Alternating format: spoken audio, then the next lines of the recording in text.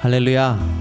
네. 여러분 한 분 한 분이 이렇게 오실 수 있어서 너무 감사하고 같이 예배드릴 수 있어서 너무 좋습니다. 네. 저희가 이 시간 찬양할 때 이런 걸 기억했으면 좋겠어요. 성경에서 하나님께서 하나님의 사람들을 부르실 때 이름으로 부르시잖아요. 그 이름을 부르신다는 것이 이제 그 사람을 직접 지목하셔서 부르시고 또 그 사람에 대해서 내가 너와 관계가 있고 내가 너를 안다 이런 뜻인데, 하나님께서 저희 이름을 부르시고 저희를 부르시는 줄 믿고, 또한 저희가 하나님께 부름을 받을 때 하나님께서 저희 이름을 부르실 때 남이 나를 부르는 소리 혹은 내가 나 자신을 이제 부를 때 그 소리보다 정말 하나님께서 내 자신을 나보다 더 잘 아시고 그 안에서 저에게 제일 좋은 길로 늘 인도하시고 저에게 제일 좋은 것을 늘 베푸실 줄 믿습니다. 네, 그런 하나님께 예배하며 감사하며 나아가겠습니다.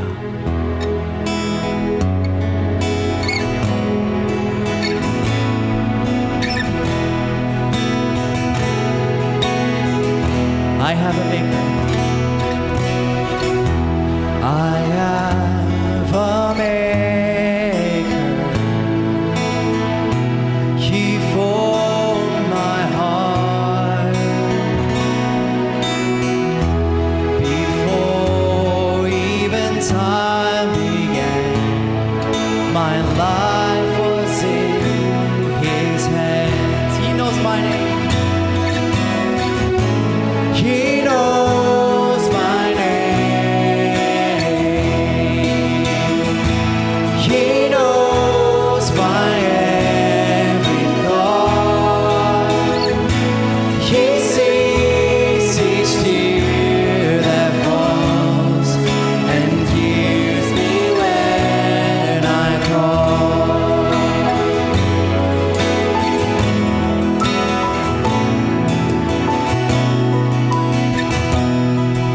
I have a Father, He calls me His own. I have a Father, He calls me His own. He'll never leave me. He'll never leave me. No matter where I go, He knows my name. He knows my name. He knows my every thought. He sees each tear that falls and hears me when I call. He knows my name. He knows my name. He knows my every thought. He sees each tear that falls and hears me when I call. Hears me when I call. And hears me when I call. And hears me when I call. And hears me when I call. 할렐루야. 저희가 주님의 이름을 부를 때 주님께서 들으시고 응답하실 줄 믿습니다. 네. 지금 또 박수 치면서 나아가겠습니다. 성도여 다 함께. 성도여 다 함께. 할렐루야 아멘. 주 찬양하여라. 할렐루야 아멘. 주 보좌 앞에서 택하시는 애를 다 찬송하여라. 할렐루야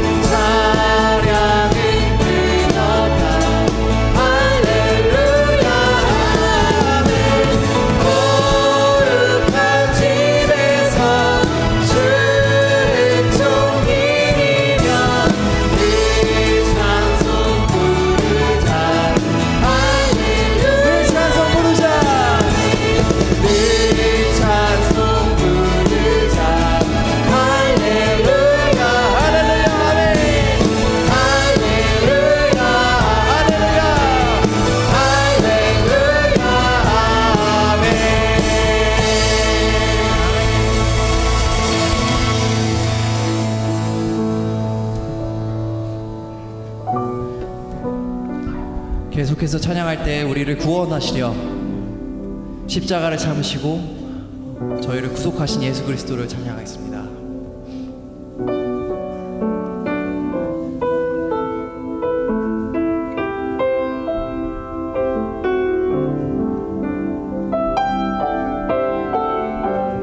십자가를 참으신 십자가를 참으신 어린 양 예수 내 죄 씻어주시고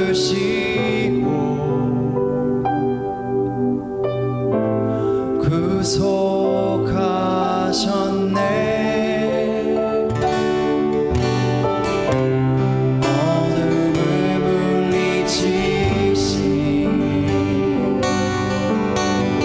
세상의 빛 예수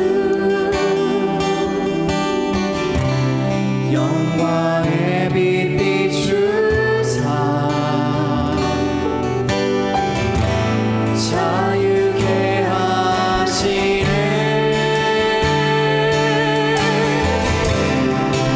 예수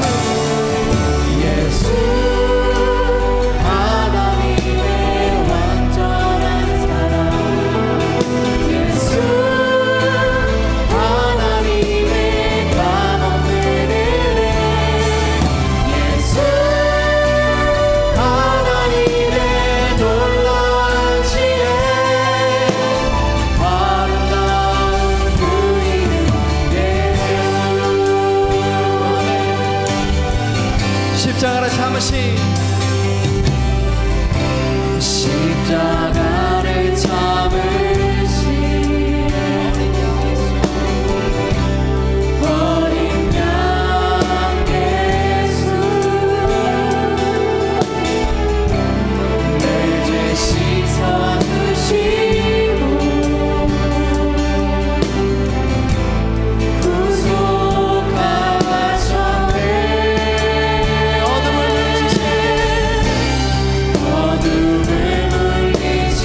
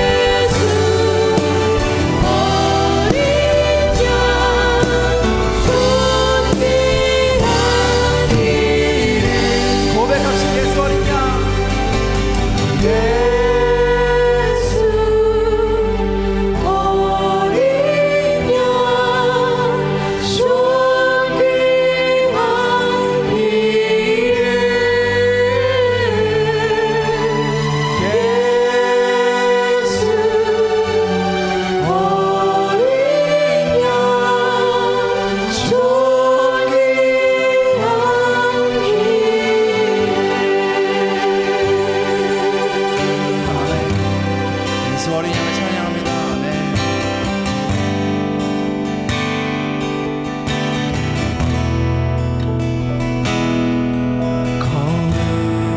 거룩한 성전에 거하시며 하늘 보좌에 계신 주가 베푸신 모든 사랑 우리 찬양의 주님께 아름다운 주의 영광 승리의 함성 들리네 죽임 당하신 어린 양께 우리 큰 소리 외치며 찬양 할렐루야 할렐루야 할렐루야 찬양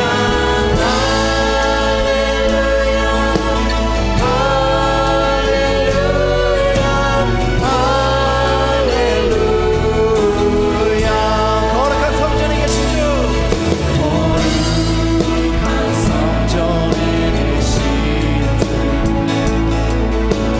우리 주님 앞에 서서 우리 전의 성도들과 함께 주 보좌 앞에 엎드려 찬양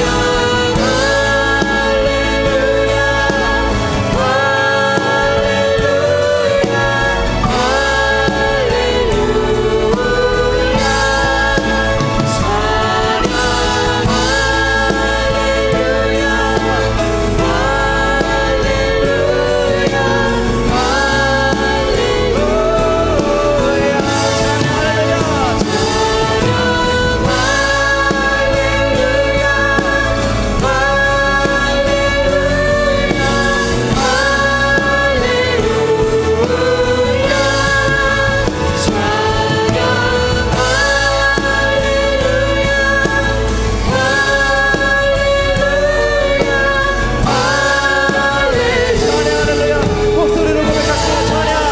찬양 할렐루야 할렐루야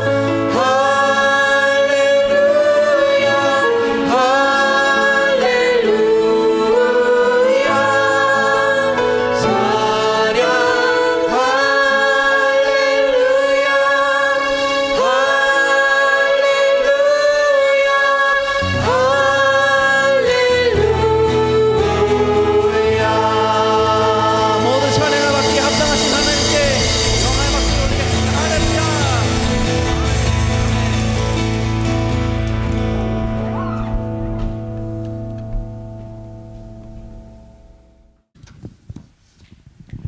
우리의 참 소망 되시는 사랑과 공의의 하나님, 오늘 거룩한 주일 주님 전에 나와 주님께 예배 드릴 수 있게 되어 감사합니다. 이 시간 주님 앞에서 겸손하고 가난한 심령으로 마음과 뜻과 힘을 다하여 영과 진리로 드리는 예배를 기쁘게 받아 주시옵소서. 우리 교회가 진리의 말씀으로 든든히 세워져서 하나님이 살아 역사하시는 교회, 바른 말씀과 경건의 삶으로 세상의 소금과 빛이 되어 예수의 이름으로 세상을 변화시키는 그리스도의 몸된 사명을 온전히 감당하는 교회가 되게 하여 주시옵소서. 우리 교회를 통하여 다음 세대 각 가정의 자녀들이 진리의 말씀으로 바르게 양육되고 믿음의 기둥으로 세워져서 대대손손 바른 교훈과 믿음의 전수가 이루어지도록 도와주시옵소서. 우리 교회가 첫 번째 선교사를 파송하게 하여 주시니 감사합니다. 앞으로도 세계 열방을 향해 지속적으로 많은 선교사를 파송하는 교회로 세워주시기를 기도합니다. 도미니카 황헬렌 선교사의 사역을 축복해 주시고 12월에 있을 단기 선교를 통해서 우리 교회가 전심으로 동역할 수 있도록 도와주시옵소서. 지난 여름 단기 선교와 이어진 방문들을 통하여 크리스천 아일랜드에 뿌린 복음의 씨앗이 그 땅 가운데 잘 심어지고 뿌리 내릴 수 있도록 역사해 주셔서 이름 그대로 크리스찬으로 가득한 땅이 되게 하여 주시옵소서. 국내 선교와 전도, 나눔의 사역에도 힘을 다해 주신 사명을 잘 감당할 수 있도록 도와주시옵소서. 어제 소천하신 정영조 집사님의 유가족에게 천국의 소망으로 위로하여 주시고 모든 장례 절차에도 함께해 주시기를 기도합니다. 의지할 아버지를 갑자기 떠나보낸 케니를 영육간에 강건하게 붙잡아 주시옵소서. 육신의 연약함과 정신적, 물질적 어려움을 겪고 있는 교우들을 한 사람 한 사람 찾아가 주셔서 예배 가운데 지금 이 시간 치유와 회복의 역사가 있게 하여 주시옵소서. 교회 학교의 교역자들과 교사들을 축복하여 주셔서 각급 학교가 부흥되게 하시며 예배를 통해 보이지 않는 곳에서 수고하는 모든 손길과 하나님을 찬양하는 찬양팀과 성가대를 축복하여 주시고 우리가 드리는 모든 찬양을 기쁘게 받아 주시옵소서. 말씀을 전하시는 목사님에게 갑절의 영감을 부으시고 선포되는 진리의 말씀을 들을 때 우리 각 사람의 심령에 회개의 영을 부어주시어 정직한 영으로 새롭게 변화되어 매일매일 예수님을 닮아가도록 심령이 기경되는 복된 예배가 되게 하여 주시옵소서. 우리를 구원해 주시고 오늘도 하늘 보좌 우편에서 만물을 다스리시며 우리의 모든 기도와 간구를 들으시고 응답해 주시며 다시 오실 우리 주 예수 그리스도의 이름으로 기도드립니다. 아멘.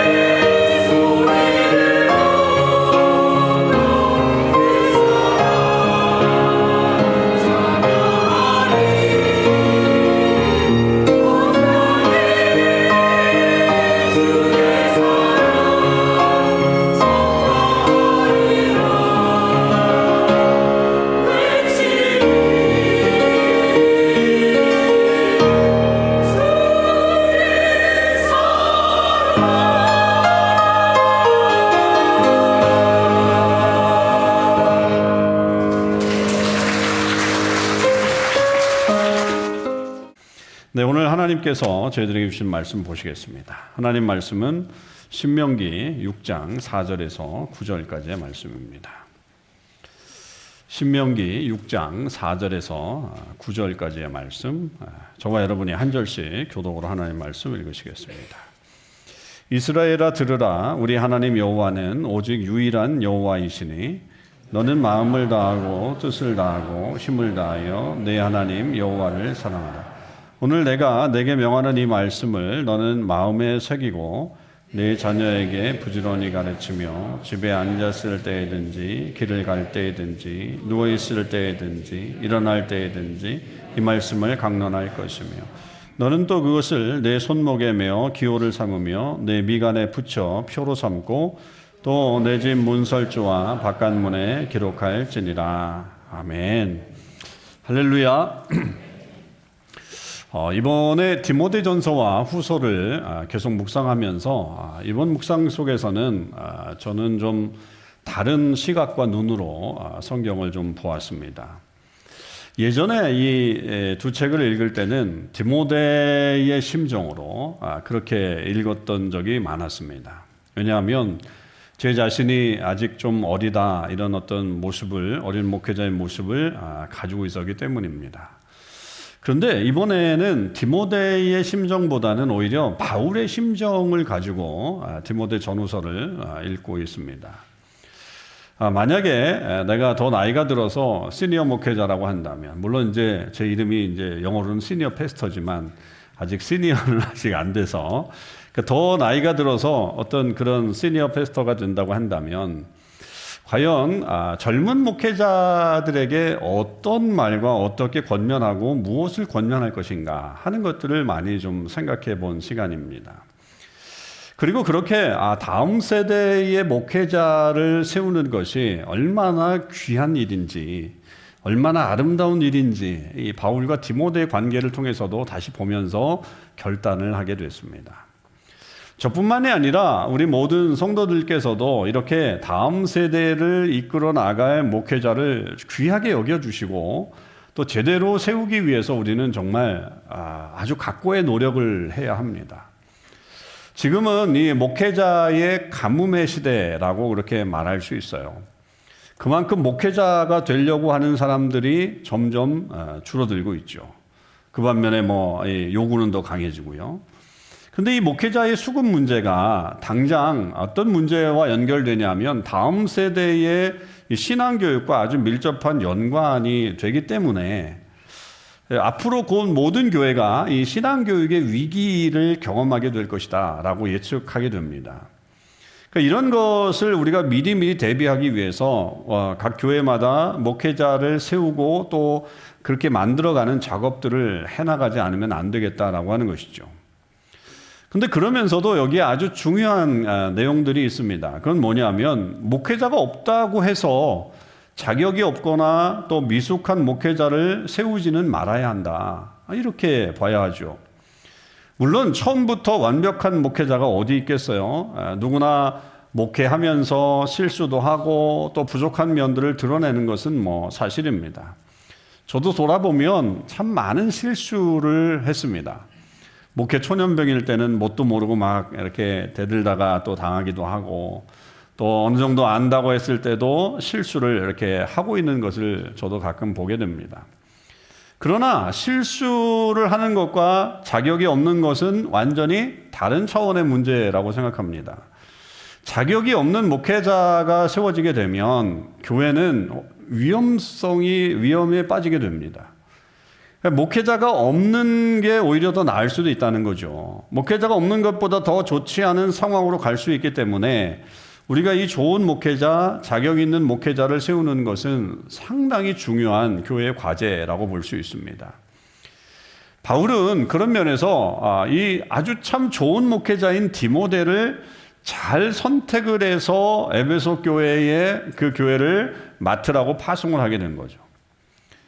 바울은 여러 가지의 디모데의 장점들을 보았는데 그 중에서 디모데에게서 가장 좋은 이 퀄리피케이션을 본 게 뭐냐면 디모데후서 1장 5절에 보면 나와 있습니다. 이렇게 되어 있죠. 이는 내 속에 거짓이 없는 믿음이 있음을 생각합니다.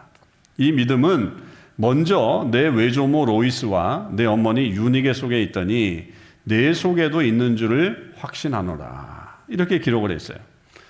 그러니까 바울은 이 디모데의 믿음이 그냥 믿음 좋은 어떤 목회자가 된 것이 아니구나라고 하는 것을 아는 거죠. 외할머니 로이스와 그 다음에 어머니 유니게로부터 신앙을 전수받아서 그의 믿음이 되게 그렇게 좋았다라고 하는 것을 알았던 겁니다. 그런데 우리는 알잖아요. 여러분, 아무리 부모님 세대의 믿음이 좋다고 해서 자녀 세대가 다 믿음이 좋냐? 그렇지 않은 일들이 많이 있는 것을 우리가 보게 됩니다. 어떤 이들은 부모님과 완전히 다른 믿음을 가지고 있어서 오히려 하나님을 떠나고 또 심지어 배척하는 자녀들도 있는 것을 봅니다. 성경에도 이런 예들은 많이 있죠. 그 중에 가장 대표적인 예가 이 제사장 엘리의 가정, 그 엘리의 자녀들 아닙니까? 그 당시 유명한 그 성경적 인물이 사무엘입니다. 그러니까 이 사무엘과 달리 엘리의 자녀들은 제사장임에도 불구하고 제사장으로서 하지 말아야 할 일들을 하게 됐고, 그것이 오히려 하나님을 욕되게 하는 그런 일을 하게 됨으로 인해서 결국 한날에 하나님의 심판을 받고 다 죽게 되는 결과가 이루어지게 됐죠. 이처럼 신앙이라고 하는 것은 그냥 앞선 세대에서 다음 세대로 그냥 흘러가는 것이 아니라고 하는 것을 우리는 압니다. 바울도 이 사실을 몰랐을 수가 없죠. 다 알고 있었죠. 그럼에도 불구하고 디모데의 외할머니와 어머니의 믿음을 이렇게 칭찬한 것은 그냥 칭찬한 게 아니라 이 두 분이 보여준 믿음의 좋은 모습이 결국 똑같이 디모데에게도 그대로 나타났기 때문이라는 것을 우리는 알 수 있겠죠. 다시 말하면 이 외할머니와 어머니의 이 좋은 신앙 모델이 결국 이 선한 영향력을 주어서 디모데를 좋은 믿음의 사람이 되게 했다는 거죠. 그것을 바울이 알고 그것을 칭찬하는 겁니다. 신앙은 물 흐르듯 위에서부터 아래로 자연스럽게 흐르지 않습니다. 결코 그렇지 않죠. 어떤 경우는 신앙이 거꾸로 흐르는 경우들도 있습니다. 오히려 부모들보다 자녀들이 신앙이 훨씬 더 좋다고 말하는 사람들도 있죠. 그래서 그 자녀들이 오히려 믿지 않는 부모님이나 아니면 신앙이 약한 부모님들을 더 변화시키는 경우들도 종종 있는 것을 우리는 봅니다. 그럼에도 앞선 세대가 좋은 신앙을 보여준다면 다음 세대가 좋은 신앙을 갖는 것이 훨씬 더 쉽다라고 하는 겁니다. 훨씬 더 이지한 거죠. 그래서 오늘은 어떻게 하면 다음 세대에게 바른 신앙을 전수할 수 있을까라고 하는 것을 한번 염두에 두면서 이 말씀을 생각해 보려고 합니다. 자, 신앙의 전수, 패싱 다운 하는 있던 어떤 이 여러 말씀들을 생각해 보면 가장 핵심이 되는 구절이 결국 신명기 6장 4절에서부터 9절이죠. 여러분, 이 말씀은 쉐마 이스라엘이라고 하는 그런 말이잖아요. 아주 예수님께서도 가장 중요한 계명이라고 말씀하셨던 겁니다. 이것은 모세가 출애굽 2세대들을 불러놓고 가나안 땅에 들어가면 앞으로 계속 하나님의 말씀들을 여러분들이 지키면서 살아야 되는데, 하나님의 백성들로서 살아가기 위해서 아주 중요한 이야기를 하겠습니다라고 하면서 제일 강조했던 내용이 바로 이 말씀이죠. 그러니까 모세가 이 말씀을 되게 중요하게 여겼는데, 그래서 예수님도 그 말씀을 아주 구체적으로 가장 중요한 말씀으로 여겼는데, 자, 여기서 모세가 이 신앙 전수를 위해서 가장 먼저 강조하고 있는 게 뭐냐라고 한다면 하나님을 사랑하는 것입니다. 하나님을 사랑하는 거예요. 우리가 지난주에 믿음의 기둥을 세워라 이런 말씀을 드렸잖아요. 베드로 후서를 통해서. 이것과 아주 유사하다고 볼 수 있습니다. 그런데 모세는 그 표현을 하나님을 믿으라 라고 표현하지 않고 하나님을 사랑하라 라고 표현했다라고 하는 게 굉장히 특징적이죠. 믿음인데 이것을 사랑으로 표현했다라고 하는 겁니다. 그러니까 하나님께 대한 믿음을 굉장히 따뜻하고 부드럽고 그리고 거기에 열정을 쏟을 수 있게끔 우리에게 그 표현의 방법을 그렇게 달리했다라고 볼 수가 있겠죠. 모세는 하나님을 사랑하라 라고 말할 때 단순하게 하나님을 사랑하라 라고 말하지 않고 뭐라고 얘기했어요? 마음을 다하고 뜻을 다하고 힘을 다하여 하나님을 사랑하라 라고 말하고 있습니다. 이 사랑은 아주 열렬하죠. 그리고 아주 뜨겁죠. 그런 마음을 가지고서 사랑하라고 하는 권면입니다. 그러니까 하나님을 사랑하려면 제대로 좀 사랑해라 라고 하는 그런 표현을 여기서 쓰고 있습니다. 자, 마음을 다해서 사랑하라. 이 말은 무슨 말입니까? 하나님을 우리의 생각과 우리의 감정의 중심에 모시라, 그런 말입니다. 그러니까 세상에 어떤 유혹이 찾아오고 어떤 세상의 풍파가 내 바람이 찾아온다 할지라도 하나님께만 온전히 내 삶에 집중을 해야 되겠다라고 하는 그런 각오를 하는 것을 말합니다. 그러니까 이 세상에서 내가 가장 마음이 통하는 분은 하나님이시다라고 그렇게 고백할 수 있도록 그렇게 하는 것이 마음을 당해 사랑하는 것이다라고 하는 것이죠. 자, 뜻을 다해 사랑하라 라고 하는 말은 무슨 말이냐? 이것은 우리의 어떤 결단, 우리가 어떤 선택을 할 때 하나님을 기쁘시게 하는데 초점을 두고 선택하라는 말입니다. 내가 기뻐하고 즐거워하는 일이 우선이 되지 말고 먼저 내가 어떻게 하면 하나님을 기쁘시게 할 수 있을까? 그것을 우리의 머릿속에 두면서 염두에 두고 모든 일을 결정해 나가라 라고 하는 말이 뜻을 다해 사랑하라는 말입니다. 힘을 다해 사랑하라 라고 하는 이 말은 우리의 모든 노력과 에너지를 다 동원해서 하나님을 사랑하라, 이런 말이겠죠. 그 하나님의 영광을 위해서 살라는 얘기입니다. 그러니까 무슨 일을 하든지 간에 우리가 다 하나님께 하듯 하라 라고 하는 그 말씀과 동일하게 힘을 다해서 하나님의 영광을 위해 나아가라, 이런 뜻이 되겠죠. 그러니까 모세는 이런 우리가 최선의 노력을 다해서 하나님을 사랑하라고 말한 거예요. 우리 안에 하나님에 대한 사랑이 나타나도록, 표현되도록 해야 된다라고 하는 것을 우리에게 말한 거죠. 여러분, 그런 하나님의 사랑을 우리가 어떻게 표현할 수 있을까요? 가장 중요한 방법은 예배를 통해서, 우리가 드리는 이 예배를 통해서 하나님에 대한 사랑이 가장 잘 나타납니다. 자, 예수님이 이 땅에 계셨던 적이 있었잖아요. 그 땅에 계셨을 때는 예수님을 만날 수 있으니까 예수님을 사랑하는 어떤 표현을 마르다처럼 잘 대접하면 돼요. 예수님 우리 집에 오시게 하고 잘 대접해드리면 사랑하는 어떤 표현을 할 수가 있어요.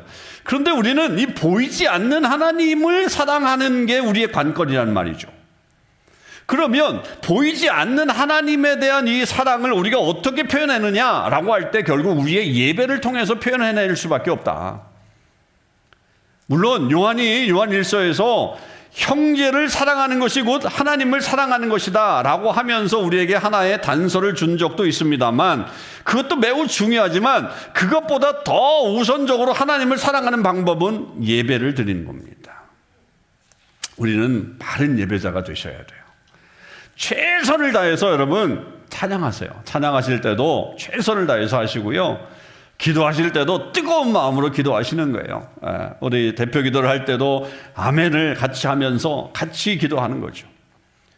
주님이 주신 말씀에 귀를 기울이시고 그 말씀을 마음으로 받으시는 거예요. 그리고 하나님 앞에 나올 때 빈손으로 오지 않고 예물을 가지고서 나오는 거죠. 이 하나님을 사랑하는 이 표현이 예배를 통해서 나올 때 하나님은 우리의 마음을 받으십니다. 여러분, 좋은 예배자가 되셔야 돼요. 정말 하나님이 그래 네가 나를 사랑하는구나 이렇게 인정할 만한 예배자가 되셔야 합니다. 그 다음으로 우리가 바른 신앙을 전수하기 위해서는 말씀을 새기고 다음 세대에게 가르쳐야 합니다. 6절과 7절입니다. 오늘 내가 내게 명하는 이 말씀을 너는 마음에 새기고 내 자녀에게 부지런히 가르치며 집에 앉았을 때든지 길을 갈 때든지 누워있을 때든지 일어날 때든지 이 말씀을 강론할 것이며, 여기 아주 중요한 단어가 3개가 나옵니다. 마음에 새기라, 부지런히 가르치라, 강론하라, 이렇게 3개 단어가 아주 중요합니다. 먼저 말씀을 마음에 새기라 이렇게 말씀하고 있죠. 마음에 새깁니다. 마음에 새기라라고 하는 말은 여러분 마음판에 이렇게 인그레이브 하는 게 아니라 그 말씀이 내 것이 되도록, 내 자신의 것이 되도록 하라라고 하는 그런 말씀이겠죠. 그 말씀이 내 것이 되기 위해서 우리가 해야 될 일은 뭐겠어요? 하나님 말씀을 읽고 묵상하고 그리고 심지어 외우는 거죠. 외우는 거예요. 그러면 그 말씀을 가까이 두게 되니까 그 말씀이 내 가슴에 새겨지는 그런 말씀으로 되는 겁니다. 그렇게 일단 그 말씀을 내가 새기고 내 말씀으로 만들고 그 말씀을 어떻게 해야 돼요? 다음 세대에게, 다른 사람들에게 가르쳐야 됩니다. 가르쳐야 돼요. 그것도 부지런히, 오늘 모세의 말처럼 부지런히 가르쳐야 돼요.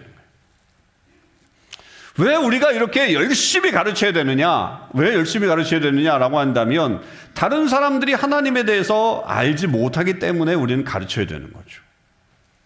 여러분, 모르는 것을 그냥 내버려 두시면 안 됩니다.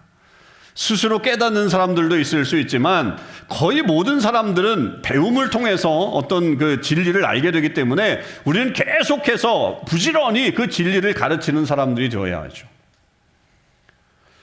근데 이제 제가 이런 말씀을 드리면 또 가르치기 좋아하시는 우리 성도님들이 계셔서 높아심이 또 생기니까 이 말씀을 좀 드리겠습니다.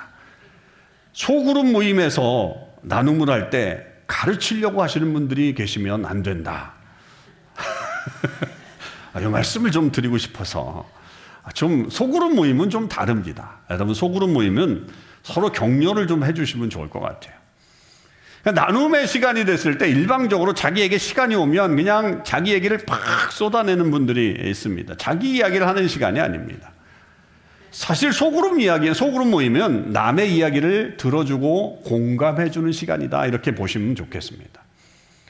물론 자신의 신앙 경험을 나누는 것은 너무너무 좋습니다. 여러분, 그렇게 나눠야 되겠죠. 하나도 안 나누면 뭐 듣기만 한다고 뭐 한 사람이 얘기 안 하면 안 되잖아요.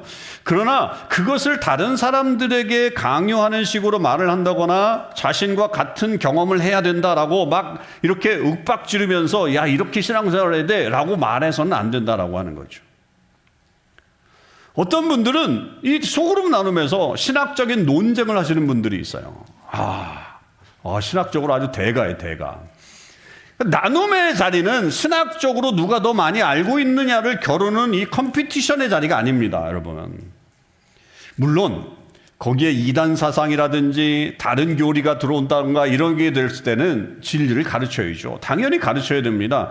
그러나 이게 진리의 문제가 아니라 단순한 어떤 의견 차이일 경우에는 그 차이를 그냥 인정해 주면 되는 거지, 내가 옳으니 네가 옳으니 거기서 신학적인 논쟁을 할 필요는 없다는 거죠. 오히려 하나님의 말씀과 사랑에 더 집중할 수 있도록 해주는 것이 좋습니다. 소그룹은 여러 사람이 함께 모이는 자리인 만큼 가르치는 것보다는 서로 마음을 나누고 기도해주고 서로 격려해주는 그런 모임이 되도록 힘쓰셔야 된다라고 하는 겁니다. 제가 하여튼 걱정이 돼서 말씀드린 겁니다.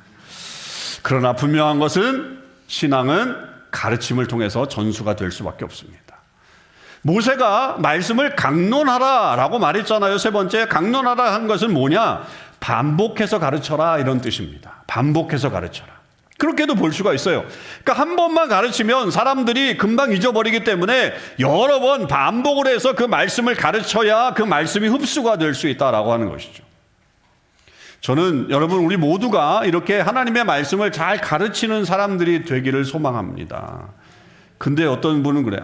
목사님, 난 몰라. 난 잘 몰라. 겸손이 아닙니다. 여러분, 겸손이 아닙니다. 난 몰라. 그런 말 하지 마시고, 내가 살아오면서 경험했던 하나님의 은혜가 있잖아요. 내가 살아오면서 깨닫게 된 하나님의 진리, 말씀 보면서 깨닫게 된 그 진리가 있잖아요. 그것을 잘 증거하셔야 됩니다. 그것을 아름다운 신앙의 이야기와 함께 계속 사람들에게 전달해서 우리의 신앙이 그 사람들에게 나눠질 수 있도록 계속해서 우리는 노력해 나가야 되는 것이죠. 마지막 세 번째는, 바른 신앙을 전수하는 방법은 역시 뭐니 해도 본을 보이는 삶입니다. 8절과 9절입니다. 너는 또 그것을 내 손목에 매어 기호를 삼으며 내 미간에 붙여 표로 삼고 또 내 집 문설주와 바깥문에 기록할지니라. 여러분, 얼굴에, 손목에, 집 문설주에, 바깥문에 다 기록하라는 이런 말은 이 말씀을 내 손목에 매라는 거 타투하라는 얘기가 아니잖아요. 얼굴에 새기라, 타투하라, 그런 말이 아니잖아요. 말씀과 함께 생활하고 말씀을 늘 가까이 옆에 두면서 살아가라 라고 하는 거죠. 그런 것을 말합니다. 그러니까 앞에서 말씀드린 것처럼 신앙 전수가 제대로 이루어지지 않는 대표적인 이유가 뭐예요?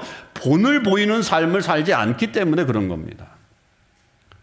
겉으로 보기에는 신앙이 참 좋은데 삶에서 그 자기가 말하는 만큼 그 수준으로 신앙적인 모습을 보여주지 못하니까 신앙이 전수가 안 되는 거예요. 사람들이 거기에 대해서 실망하고 오히려 역효과가 날 확률이 많은 거죠. 젊은이들은 아는 단어지만 어르신들은 모르시니까 제가 질문 하나 드립니다. 겉바속촉 뭔지 아십니까? 겉바속촉. 어르신들 중에 아십니까? 뭔 소리를 하고 있는지. 겉은 바삭하고 속은 촉촉하다. 치킨을 먹을 때, 빵을 먹을 때 겉바속촉을 고릅니다, 우리는.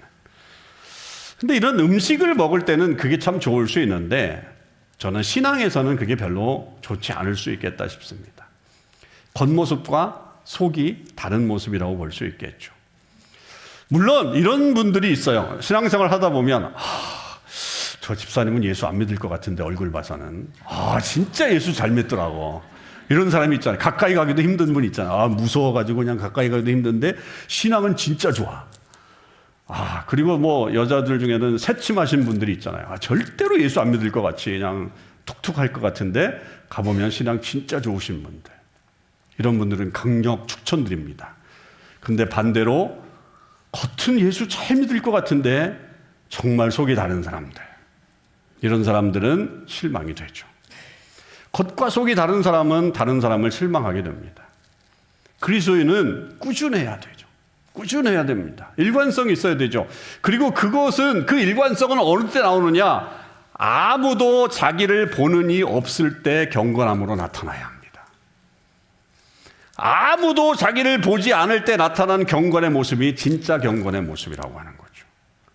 사람들이 볼 때는 잘해요. 잘하죠. 신앙생활 잘하죠. 근데 혼자 있을 때는 완전히 다른 모습을 보이면 아주 큰 실망감을 주는 것을 보게 됩니다. 우리 교회 한 장로님과 한 청년의 이야기를 들려드립니다. 아직 이 따옴표를 제가 이 허락을 못 받은 카피라이트를 못 받았지만 얘기를 하겠습니다. 이 장로님이 청년 시절에 교회에서 열심히 봉사를 했어요. 찬양도 인도하고 찬양대도 하고 그랬어요. 근데 그렇게 예배를 다 드리고 나서는 진이 빠져가지고 예배당 뒤로 가서 담배를 피시는 거죠. 그렇잖아요. 예배 열심히 드리고 나면 뭐 허하잖아요. 그죠? 그러니까 아마 담배를 폈을 것 같아요. 물론 지금은 안 핍니다. 저한테 얘기했어요, 분명히. 저는 교회 주변에 담배 꽁초가 왜 이렇게 많은가? 라고 하는 것을 그 이야기를 들으면서 그런 거구나 라고 하는 것을 알게 되었습니다. 이 교회는 아직 제가 둘러보진 않았습니다만 그분의 간증을 들으면서 교회 주변에 담배 꽁초가 많은 이유가 그런 거구나 라고 하는 걸 알게 됐습니다. 한 청년의 이야기도 들었어요. 역시 교회 생활 열심히 하고 있는 우리 교회 청년인데 근데 그 교회에 신앙 좋은 리더분 한 분이 예배를 드리고 나서 이분도 예배를 지쳐가지고 교회 뒤가 아니라 교회 옆에 가가지고 담배를 피우는 거예요. 그 모습을 이 청년이 보게 된 거예요. 실망을 하게 됐죠. 교회에서 정말 열심히 하는 분인데 저런 모습을 가지고 있어? 고민을 하게 되죠. 신앙생활에 대한. 물론 지금은 좋은 신앙을 가진 청년이 되었지만 그때 놀란 가슴은 참 잊을 수가 없겠죠. 물론 그 청년이 본 그 장로님이 아닙니다. 여러분, 같은 장로님이 아니에요. 다른 사람입니다. 아무리 남들이 보지 않는다고 해도 완벽한 범죄는 없습니다. 누군가는 보고 있죠. 제가 안 보더라도 하나님이 보고 계시고 다른 사람들이 보고 있습니다. 그렇게 하나님과 다른 사람을 실망시키는 사람이 되지 마십시오. 우리의 삶은 누군가에게는 영향력을 주고 있습니다. 우리의 어떤 삶이라고 해도 누군가는 나를 지켜보고 있다는 거죠. 만일 어떤 한 사람이 잘못된 영향을 받아서 신앙을 버리게 된다면 여러분 그것만큼 큰 죄는 없습니다. 본이 되십시오. 그래야 다음 세대에게 신뢰를 받고 따를 수 있는 존재가 되는 것입니다. 저는 우리 모든 교인들이 좀 본이 되는 좋은 신앙의 선배들이 되어서 아름다운 선후배 관계를 맺기를 소망하는 거예요. 저 2층에 앉은 우리의 젊은이들이 1층에 있는 우리 어르신들을 보면서 아, 나도 저분처럼 예배해야 되겠다. 나도 저분처럼 신앙생활 해야 되겠다라고 하는 어떤 좋은 어떤 선후배 관계를 유지하며 살아갈 수 있기를 바라고요. 뒤통수가 땡기시죠? 그런 관계가 되길 바라고 우리 청년들에게도 그런 모습이 있어서 우리 어르신들이 볼 때 아, 정말 저 청년 기대가 된다. 정말 저 청년을 통해서 하나님의 역사가 있었으면 좋겠다 하는 그런 모습이 있었으면 좋겠습니다. 좋은 신앙의 선후배가 되었던 바울과 디모데의 모습이 이번 성경 읽기를 통해서 너무 부럽더라고요. 서로의 믿음을 인정해주고 또 바울은 에베소 교회를 맡기잖아요. 큰 역할을 맡기는 이 신뢰의 관계가 된다고 하는 것이 얼마나 아름다운 모습인가를 보게 되었습니다. 우리 교회 안에 이런 좋은 관계를 가진 사람들이 많아질 수 있기를 바랍니다. 그래서 세상에 복이 되기를 바랍니다. 또한 좋은 신앙을 전수하는 가정도 많이 있기를 소망합니다. 아니, 여러분 모든 가정이 그렇게 되기를 축복합니다. 여러분, 우리 모두 하나님을 열정적으로 사랑하십시다. 그리고 말씀을 부지런히 가르치십시다. 그리고 무엇보다도 신앙의 본이 되십시다. 기도하겠습니다. 이 시간 우리가 좀 기도할 때 하나님 그렇습니다. 우리가 제대로 살지 못했기 때문에 신앙이 전수가 되지 않았던 것들도 있었습니다. 우리의 모습 속에 하나님을 사랑하고 말씀을 가르치고 또 본이 되는 그런 삶을 잘 살 수 있는 저희들이 되길 원합니다. 하나님, 그래서 정말 이 시대가 얼마나 어려운데 서로 간에 신뢰를 할 수 있는, 믿음으로 신뢰할 수 있는 관계가 이루어지는 것이 얼마나 힘든 것임을 우리는 알고 있습니다. 근데 바울과 디모데를 보니 정말 부러운 관계였습니다. 그렇게 믿을 만한 후배가 있다는 것, 그렇게 믿을 만한 그 아들과 같은 존재가 있었다고 하는 것이 바울에게는 얼마나 큰 소망이었겠습니까? 하나님, 우리에게도 그런 관계가 이루어지길 원합니다. 우리의 자녀들과도 그런 관계가 되길 원하고 우리 부모님들과도 그런 관계가 되길 원합니다. 주님, 그렇게 역사해 주시고 정말 이렇게 믿음으로 서로 신뢰할 수 있는 하나님 나라의 일들이 일어나서 특별히 우리 교회가 이 땅에 소망이 되는 교회가 되게 하시고 믿음이 전수되는 역사가 일어나게 하시고 또 무엇보다도 우리 교회를 통해서 많은 주의 종들이 나와서 하나님 이 땅에 다음 세대를 키워나가는 하나님의 일들을 만들어가는 주의 사람들이 될 수 있게 달라고, 그렇게 정말 하나님의 은혜가 충만한 은혜가 일어날 수 있게 달라고 우리 다 같이 소리내서 하나님 앞에 기도하겠습니다.